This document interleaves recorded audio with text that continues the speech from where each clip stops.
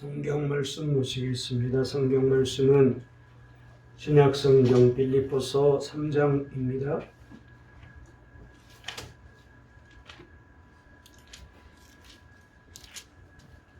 신약 성경 빌립보서 3장 12절 말씀부터 14절 석절 말씀을 같이 말씀을 합독하겠습니다. 빌립보서 3장 12절 말씀부터 14절까지입니다. 신약 성경 321페이지에 있는 말씀인데요. 우리 함께 말씀을 합독하겠습니다. 빌립보서 3장 12절 말씀부터 14절 다 같이 읽겠습니다. 시작. 내가 이미 얻었다함도 아니요 온전히 이루었다함도 아니라 오직 내가 그리스도 예수께 잡힌 바 된 그것을 잡으려고 달려가노라. 형제들아, 나는 아직 내가 잡은 줄로 여기지 아니하고 오직 한 일, 즉 뒤에 있는 것은 잊어버리고 앞에 있는 것을 잡으려고 푯대를 향하여 그리스도 예수 안에서 하나님이 위에서 부르신 부름의 상을 위하여 달려가노라. 아멘. 우리 앞뒤 좌우에 있는 분과 인사 나누시겠습니다. 오랜만에 우리 광어 지연부부도 왔는데 너무 감사하네요. 우리 인사 나누겠습니다. 오늘도 말씀으로 은혜 받으세요. 주님이 우리를 사랑하십니다. 지난 주일날 설교 제목 아시죠? 하나님이 하시면 됩니다. 네. 오늘 설교 제목 한번 따라해 보실까요? 예수에게 붙잡힌 사람. 다시 한번 예수님에게 붙잡힌 사람. 오늘 이 제목으로 말씀을 나눌 때에 은혜 주실 줄 믿습니다. 여러분, 우리의 삶은 항상 무엇인가를 붙잡고 살아갈 수밖에 없습니다. 이 세상에 사는 사람 중에 독불장군으로 사는 사람은 아무도 없습니다. 그래서 우리는 무엇을 붙잡고 사는 사람이 우리의 모습인데, 중요한 것은 무엇을 붙잡고 있느냐가 그 사람의 인격을 잘 표현하게 되고 그 사람의 신앙을 잘 드러내게 되고 그 사람의 됨됨이를 잘 드러내게 되고 성숙한 사람의 모습인 것을 잘 보여주고 있다라고 말할 수가 있습니다. 어떤 사람은 보면은 인기와 명예에 붙잡혀 사는 사람들이 있어요. 그래서 인기를 붙잡으려고 명예를 잡으려고 생명을 내걸고 달려가는 사람들을 보게 됩니다. 어떤 사람은 지식과 재물을 붙잡고 거기에 목숨을 걸고 살아가는 사람들도 많이 있어요. 어떤 사람은 취미와 습관에 붙잡혀 살아가는 사람들이 있습니다. 또 어떤 사람들은 술과 마약 같은 것에 쾌락에 붙잡혀 살아가는 사람들도 많습니다. 요새 젊은이들 가운데는 보면은 주식에 매여 살아가는 사람들이 많이 있잖아요. 우리나라 특별히 특정 주가 엄청나게 올라가는 바람에 그래서 거기에다가 목숨을 걸고 늘 그냥 어떻게 되나 거기에 관심을 가지고 살아가는 사람들이 너무나도 많은 것 같습니다. 여러분, 사람은 누구에게 쓰임을 받느냐에 따라서 가치가 달라지잖아요. 제2차 세계대전을 이끈 영국의 명장 버나드로 몽고메리 사령관이 젊었을 때에 어떤 성경 공부 모임에 참석한 적이 있었다고 해요. 하루는 공부를 마치고 그 말씀을 인도하는 로드 라스트록 목사님이 있는데 이분을 목사님 되기까지 이 사령관이 모셔드리게 되었답니다. 가는 길에 목사님께 물었대요. 목사님, 오늘 똑바로 살라고 우리에게 말씀을 가르쳐 주셨는데 어떻게 사는 것이 똑바로 사는 것입니까? 라고 물었대요. 목사님은 그때 주머니에서 볼펜을 꺼내가지고 그에게 보이면서 이렇게 말했습니다.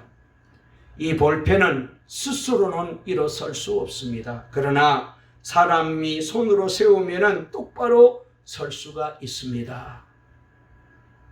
이 말을 듣고 이분은 깨달아서 그날 하나님의 손에 붙잡혀 살아야 함을 깨닫고 평생 그런 삶을 살기 위해 노력했다고 합니다. 어떤 목사님의 간증을 보니까 목사님이 3살 때 아버지는 7남매를 남기시고 그만 쥐병으로 세상을 떠나시고 말았대요. 어머니는 이 자식을 먹여 살려야 되기 때문에 돈을 벌어야 하기 때문에 그래서 할 수 없어서 이 목사님을 8살 때까지 고아원에 맡겨달라고 부탁하여 고아원에서 생활하게 되었대요. 그리고 초등학교 5학년 때부터 돈을 버는 친구들의 얘기를 듣고 같이 돈을 벌기 시작했답니다. 신문 배달도 해보고 우유 배달도 해보고 정말로 돈이 되는 일은 이것저것 어린 나이에 많이 했답니다. 심지어 구두까지도 닦아보았대요. 어머니는 아이들을 살리기 위하여 교회 사찰집사로 일하셨는데 그래서 어머니가 자식들을 위해서 할 수 있는 일이 한계가 있기 때문에 새벽마다 성전에 나가서 자식을 위해서 눈물로 하나님 앞에 기도하는 것뿐이었답니다. 하루도 빠짐없이 새벽 기도를 드리면서 자식을 위해 눈물로 기도하셨습니다. 그런데 하나님께서 이 어머니의 기도를 들어주셔가지고 자식들 모두가 하나님의 손에 잘 붙들려서 그 중에 사형제가 목사님이 되는 그런 귀한 은혜를 이 가정에 허락해 주셨다고 간증을 했어요.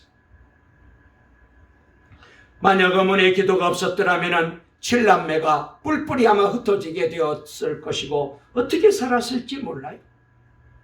이렇게 하나님의 손에 붙잡힌 인생은 늘 감사하며 살게 되고 또 하나님이 그 인생을 책임을 져주시죠. 여러분, 어렵고 험악한 세상이잖아요. 부모님은 자녀들이 하나님의 손에 붙잡힌 사람이 될 수 있도록 간절히 기도해야 될 사명이 있는 거예요. 하나님이 지켜주셔야, 하나님이 붙잡아 주셔야 누구도 건들 수 없는 그런 귀한 복된 인생을 살아갈 수 있어요. 우리가 잘 아는 로마서 8장 31절 말씀부터 39절 좀 길게 말씀을 한번 읽어볼게요. 여기에는 어떤 강한 자도 이 하나님의 손에서 택한 백성 우리를 빼앗을 수 없다라고 분명하게 잘 약속을 했습니다. 자, 우리 다 같이 31절부터 읽어볼까요? 시작. 그런 적이 이래 대하여 우리가 무슨 말하리요? 만일 하나님이 우리를 위하시면 누가 우리를 대적하리요? 자기 아들을 아끼지 아니하시고 우리 모든 사람을 위하여 내주신 이가 어찌 그 아들과 함께 모든 것을 우리에게 주시지 아니하겠느냐? 누가 능히 하나님께서 택하신 자들을 고발하리요? 의롭다 하신 이는 하나님이시니 누가 정죄하리요? 죽으실 뿐 아니라 다시 살아나신 이는 그리스도 예수시니 그는 하나님 우편에 계신 자요 우리를 위하여 간구하시는 자시니라.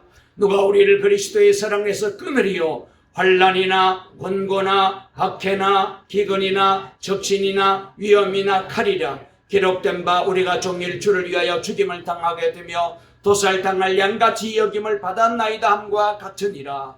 그러나 이 모든 일에 우리를 사랑하시는 이로 말미암아 우리가 넉넉히 이기느니라. 내가 확신하노니 사망이나 생명이나 천사들이나 권세자들이나 현재일이나 장래일이나 능력이나 높음이나 깊음이나 다른 어떤 피조물이라도 우리 주 그리스도 예수 안에 있는 하나님의 사랑에서 끊을 수 없으리라. 아멘.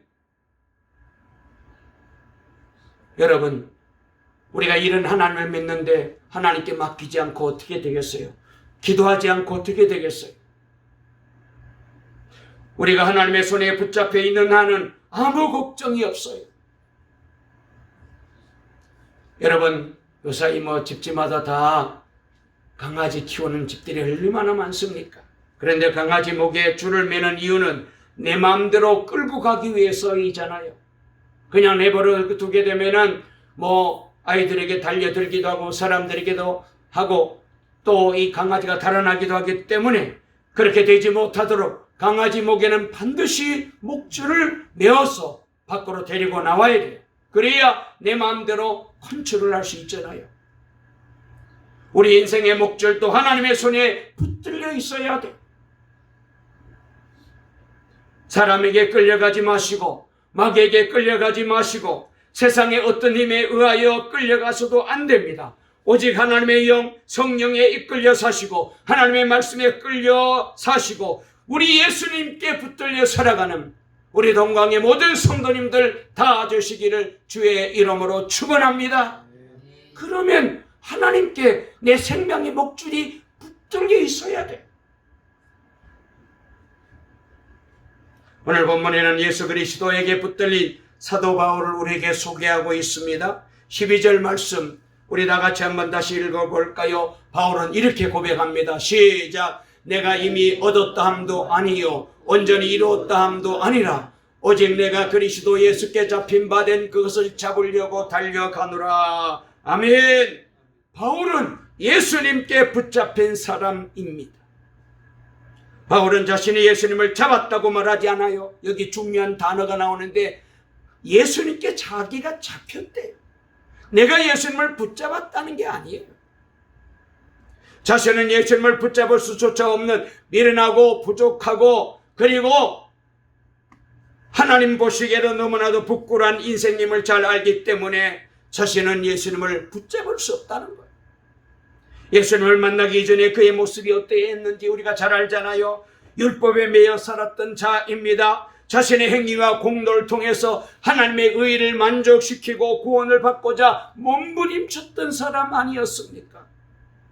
오직 율법을 지켜 행하는 것만이 구원에 이를 줄 알고 그리고 거기에 굳게 매여 있었습니다. 그래서 예수 믿는 자들을 그렇게 핍박했잖아요. 스데반을 돌로 때려 죽이는 이 순교의 현장에 맨 앞장서서 증인으로 서 있었습니다. 그러던 그가 살아계신 주님의 음성을 듣게 됩니다. 사울아 사울아 네가 어찌하여 나를 핍박하느냐 박해하느냐. 다메섹으로 가던 사울이 주님의 말씀 앞에 거꾸러집니다. 걸어가신 주님 빛 앞에서 육신의 눈은 멀었지만은 새롭게 영적인 눈이 뜨여지게 됩니다. 이제 그는 세상을 보는 눈이 완전히 달라졌습니다. 오직 예수 그리스도의 은혜만이 자신을 구원할 수 있음을 깨달았습니다. 자신의 인생의 목표가 바뀌어졌습니다. 오직 예수 그리스도를 위하여 살아도 주를 위하여 죽어도 주를 위하여 인생의 슬로건이 이렇게 바뀌어진 거예요. 여러분, 이 세상에서 제일 행복한 사람이 누구일까요? 바로 예수님께 붙잡힌 사람인 줄로 믿습니다. 성경에 등장하는 믿음의 주인공들은 한결같이 하나님의 손에 붙잡혀 살았잖아요. 자신의 힘과 능력으로 산 사람들은 다 실패했습니다. 세상과 힘과 권력을 붙잡은 사람들은 다 망했어요. 세상 물질과 쾌락을 붙잡은 사람들은 다 망했습니다. 그러나 전능하신 하나님께 붙잡힌 자들은 다 승리의 주인공이 되었어요. 하나님의 손에 붙잡히면 누구나 사명자가 되어요.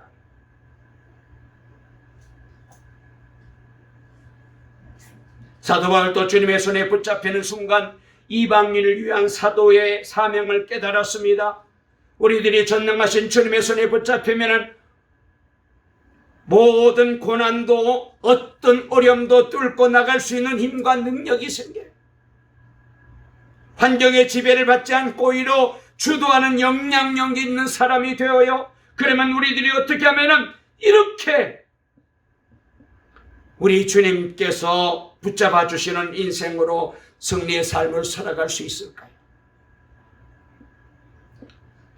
먼저 생각해 볼 것은 삶의 목표가 분명해야 돼요. 사도 바울은 삶의 목표가 분명했습니다. 그는 예수께 잡힌 바 된 그것을 잡으려고 달려갔습니다. 그는 표대를 향하여 달려갔다라고 말했어요. 사도 바울의 인생의 목표는 세상의 명예나 권세가 아니었습니다.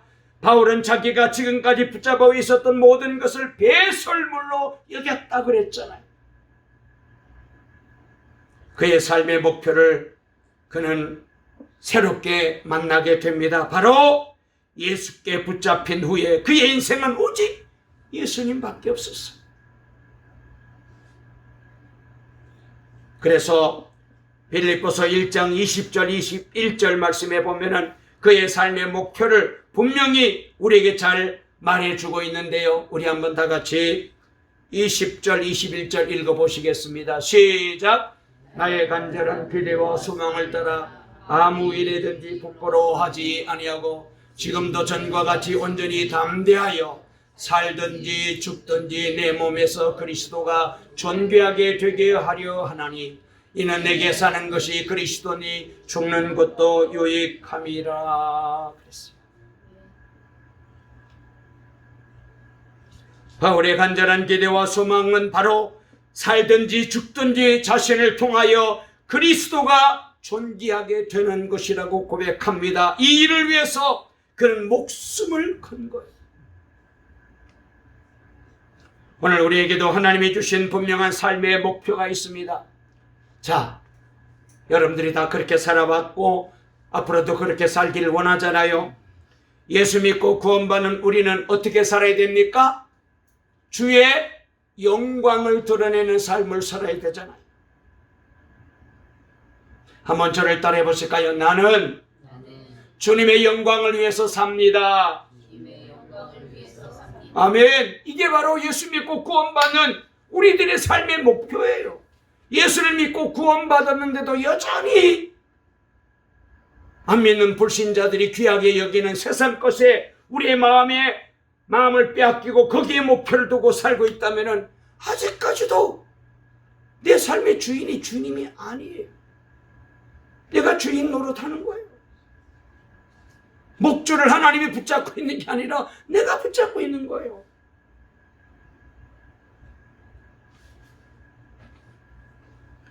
먹든지 마시든지 무엇을 하든지 우리는 주님의 영광을 위해서 살아야 됩니다. 여러분, 이 목표가 빗나가면 말이죠, 아무리 수고하고 많은 것을 소유했을지라도 그것은 모래성과 같아요. 눈에 보이는 대로 살면은 되는 것 같은데, 뭔가 이런 것 같은데, 쌓여놓은 것 같은데 어느 순간 다 무너져 내려요. 주님의 은혜를 깨닫지 못하고 세상에 힘을 갖게 되면 자기 이기심과 욕망을 위해 힘을 사용하게 되어요. 세상을 섬기라고 주신 축복을 자신의 욕망을 위해서 쓰게 되는 거예요. 결국 자신도 무너지고 그가 속한 공동체 전체도 나쁜 영향을 미치게 됩니다.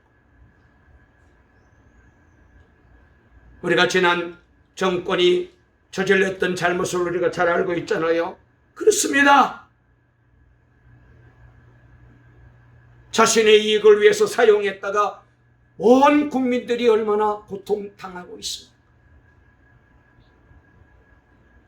여러분, 사람이 예수님을 믿게 되면은 삶에 대해서 고민하기 시작해요. 불신자 때는 오직 남보다 더 좋은 것을 먹으며 남보다 더 좋은 곳에서 잠을 자며 남보다 더 좋은 것을 소유하면 행복이라고, 그것이 성공이라고 생각하고 살았습니다. 그러나 예수님을 영접하면, 하나님을 알게 되면은 하나님의 나라를 알게 되고 영생을 얻게 됩니다. 그러면 이렇게 사는 것이 잘 사는 게 아닌 것을 깨달아요.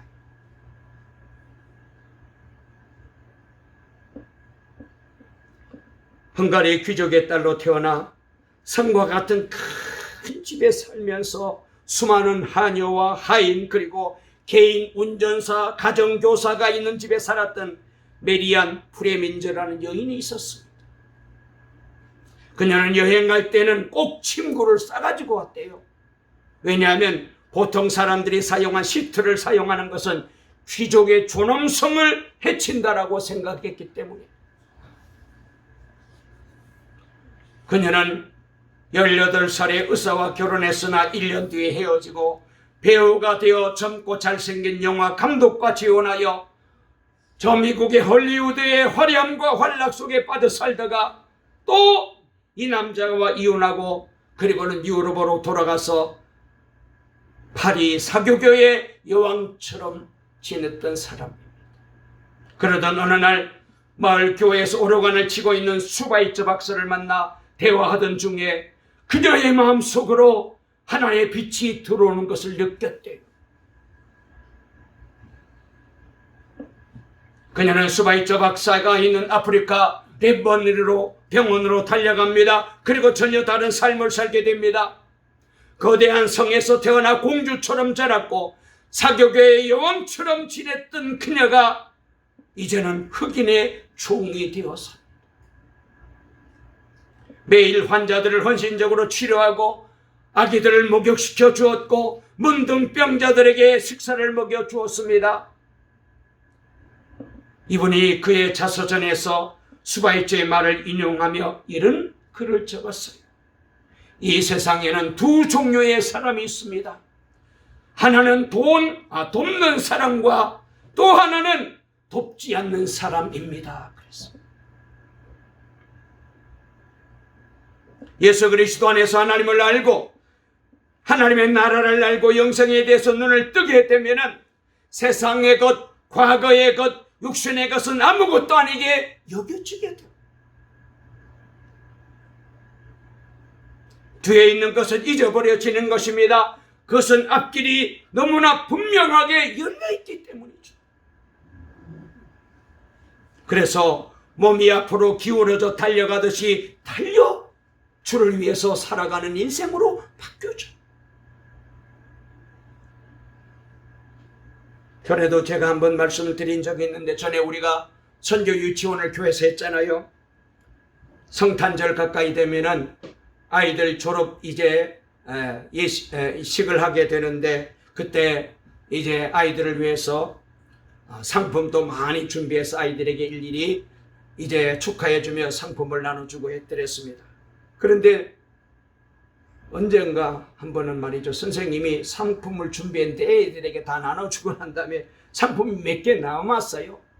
선생님이 아이들에게 말합니다. 얘들아, 너희들 중에 이 앞에 나와서 춤 잘 추는 아이들에게 이 상을 줄 거야. 자, 이 상 받기 원하는 아이들은 나와서 춤을 춰봐. 아이, 그랬더니 선생님 말이 떨어지기가 무섭게 아이들이 우르르 달려나와가지고 막 개다리 춤 막 추는 거예요. 상 받으려고.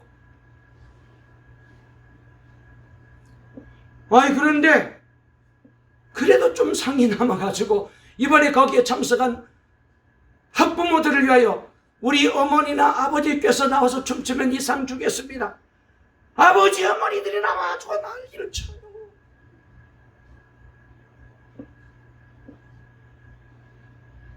상이라면은 아이나 엄마나 후다닥 뛰어나가 열심히 추는 것을 보면서 상의 위력이 얼마나 대단한지를 알았어요.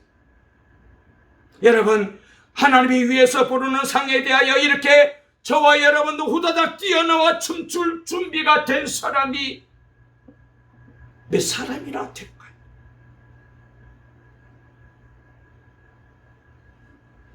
우리는 다시 한번 우리를 되돌아봐야 돼요. 하나님의 일을 맡은 것이, 하나님의 손에 붙잡힌 것이 엄청난 복이거든. 인간의 최고의 불행은 아무도 써주지 않는 거예요.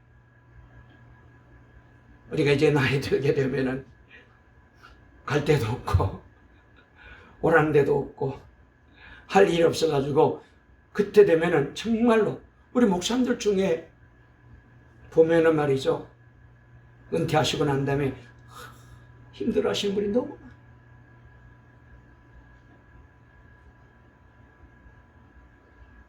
아무도 써주지 않는 것이 그렇게 힘든 일이에요. 필요하지 않는 사람이 되는 것이 불행인 것. 그래서 고린도전서 1장 27절 28절 말씀에 보면은 하나님께서 우리에게 이렇게 말씀하셨는데요. 우리 다 같이 읽어볼까요? 시작. 그러나 하나님께서 세상에 미련한 것들을 택하사 지혜 있는 자들을 부끄럽게 하려 하시고 세상에 약한 것들을 택하사 간 것들을 부끄럽게 하려 하시며 하나님께서 세상에 전한 것들과 멸시받는 것들과 없는 것들을 택하사 있는 것들을 폐하려 하시나니 그랬습니다. 여러분, 이것이 바로 택하여 쓰신다는 귀한 말씀이잖아요. 이것은 예수님을 믿고 누리는 엄청난 복을 우리에게 말씀하고 계십니다. 하나님이 알아주고 써주신다. 춤추며 기뻐해야 될 일이에요. 우리 옆에 뭔가 인사하실까요? 하나님이 귀하게 쓰십니다. 시작. 춤추고 기뻐해야 될 일이에요. 사도 바울은 자신이 부르심의 상을 향하여 달려가는 모든 것이 예수님께서 자신을 사로잡으셨기 때문에 되어진 일이라고 고백합니다. 그래서 12절 말씀에 우리 한번 본문으로 돌아가서 12절 읽어볼까요? 시작. 내가 이미 얻었다 함도 아니요 온전히 이루었다 함도 아니라 오직 내가 그리스도 예수께 잡힌 바 된 그것을 잡으려고 달려가노라 그랬습니다. 그리스도 예수께서 나를 사로잡으셨으므로 나는 그것을 붙들려고 쫓아간다. 여기 사로잡혀 예수께 잡힌 바 된 그것을 잡으려고 달려간다 그랬어요. 여러분, 사람들은 말이죠, 누구에게 속박당하는 거 싫어하잖아요. 부부 사이도 자꾸 간섭하면은 싫어해요. 사로잡힌다는 표현, 거부감을 느끼는 단어입니다. 예수를 믿어도 품위 있게 믿어야지, 고상하게 믿어야지, 상식적으로 믿어야지, 그렇게 헌신적으로 믿고 극단적으로 그 예수에 빠져 살면 안 된다, 그렇게 생각하는 사람들이 있습니다. 붙잡히는 거 싫어요. 그러나 우리가 착각하지 말아야 돼요. 오늘 말씀의 핵심은 사로잡혔느냐 아니냐가 아니에요. 오늘 이 말씀이 우리에게 주시는 메시지가 뭐냐? 누구에게 잡혀있느냐? 누구에게 잡혀? 우리 모두는 다 사로잡혀 사는 사람이잖아요. 사람들이 온통 돈에, 명예에, 쾌락에, 질병에, 우울한 마음에 사로잡혀 사는 것입니다. 예수님에게 사로잡힌 것은 그거는 복이잖아요. 구원받았다는 거잖아요. 은혜 받았다는 거잖아요. 영생 얻었다는 거잖아요. 하나님의 자녀가 된 거잖아요.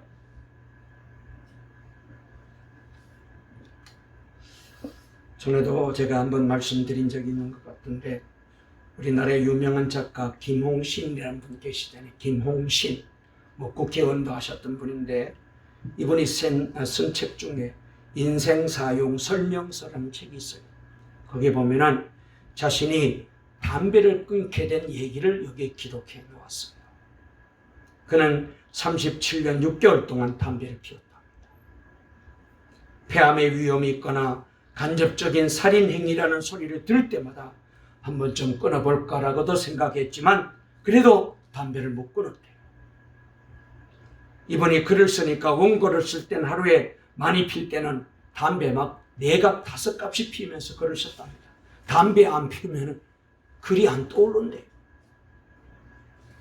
그래서 이분은 나는 죽는 날에도 담배를 입에 물고 죽겠다, 이렇게 말했던 사람이에요. 그러던 어느 날 그 좋아하던 담배를 끊었다. 자기가 존경하는 어떤 스승님이 계셨는데 그분이 던지신 한마디 말씀에 정신이 번쩍 들더래요. 뭐라고 말했느냐? 쥐는 쥐약인 줄 알면은 먹지 않는다. 사람은 쥐약인 줄 알면서도 먹는다. 얼마나 충격을 주는 말이었든지 그 말 듣는 순간 결단했다. 세상을 끌고 가도 시원찮은데, 아니 나는 이 시시한 담배한테 끌려 인생을 살아가다니 37년 6개월간 백해무익하고 남에게 피해주는, 가족들에게 피해주는 담배 끌려다니기를 거부하고 그 즉시로 끊었다. 여러분, 언제까지 마구잡이 인생을 우리가 살아야 됩니까? 되는 대로 살아야 됩니까? 우리 더 이상 그렇게 살면 안 되잖아요.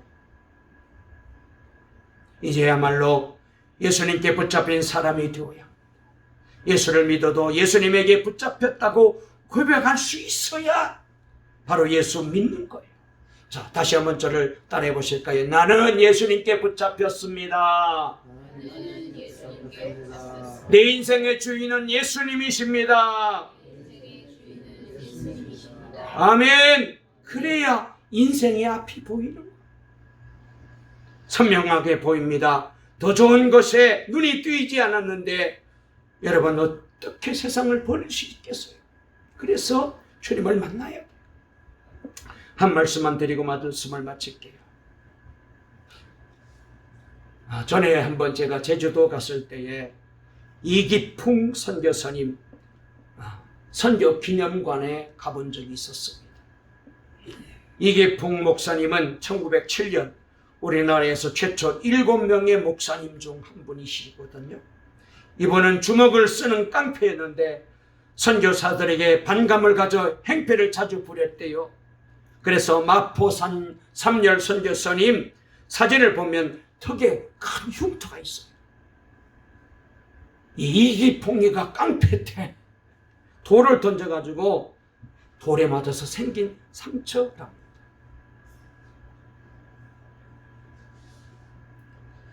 이분이 그렇게 살았다가 어느 날 꿈을 꾸는데 십자가에 달리신 주님이 턱 나타나시고, 그리고는 이렇게 말씀하시더래요. 기풍아 기풍아 네가 왜 나를 핍박하느냐. 그 말을 듣는 순간 회개하고 그리고는 교회에 나가 예수 믿고 세례받고 복음 전하는 귀한 주의 종이 되었어요. 그는 신학교를 졸업하고 제주도로 가서 제주 선교의 기초를 놓았습니다. 당시 제주도는 갖가지 우상으로 가득 차 있는 영적으로 어두운 섬이었잖아요. 그곳에서 복음을 전하다가 매도 수도 없이 맞고 사람들에게 잡혀 베레벨 고문도 당하고 굶주리다가 그는 마지막에 순교하게 되었는데 그의 삶은 정말 고생도 그런 고생이 없을 정도로 그렇게 주를 위해서 헌신의 삶을 살았어요. 자, 이기풍 목사님은 어떻게 이렇게 예수님께 사로잡힌 사람이 되었을까? 어떻게 이 사람이 하루아침에 이렇게 변화되고 이런 삶을 살았을까? 선교기념관에 가서 보고야 깜짝 놀랐어요. 이번에 사모님이 윤함의 사모님이신데 이 사모님이 남기신 유언장이 있어요. 그 첫머리에 이런 글이 적혀 있어요. 5분 이상 예수님을 잊어버리지 말아라.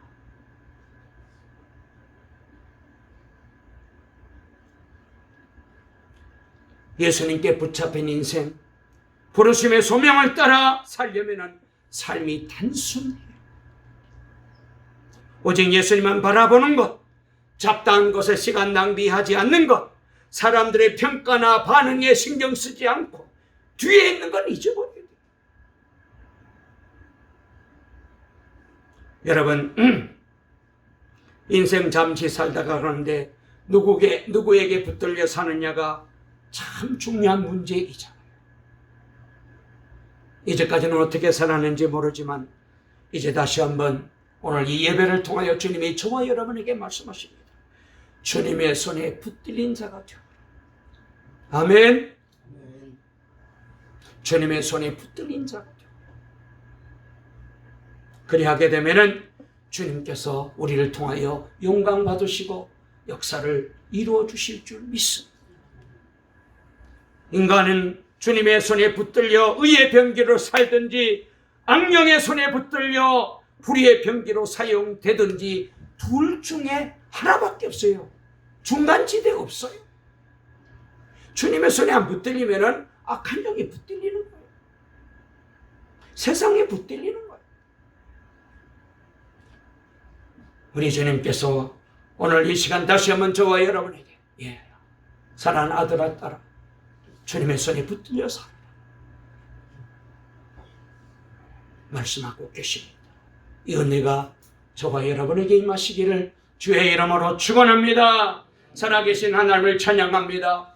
아버지 하나님, 다시 한번 주의 음성 듣고 예수님에게 붙들려 사는 남은 인생 되기를 원합니다. 도와주시옵소서. 예수님의 이름으로 기도합니다. 아멘.